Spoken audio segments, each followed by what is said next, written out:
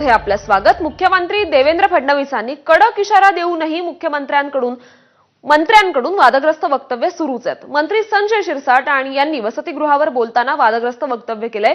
वसतिगृहासाठी 5, 10, 15 कोटी कितीही मागा लगेच मंजूर करू, सरकारचा पैसा आहे, आपल्या बापाचं काय जातंय असं शिरसाट म्हणालेत। अकोल्यातील एका कार्यक्रमात बोलताना संजय शिरसाट यांनी हे वक्तव्य केलं। यावेळी व्यासपीठावर भाजप आमदार हरीश पिंपळे, राष्ट्रवादीचे आमदार अमोल मिटकरी आणि काँग्रेसचे साजिद खान पठाण उपस्थित होते।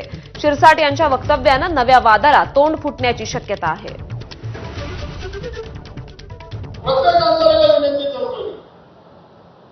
तुम्ही माझ्याकडे या, 5 कोटीचं असेल, 10 कोटीचं असेल, 15 कोटीचं असेल, माझा दिलं नाही तर नावाला संजय शिरसाट करा।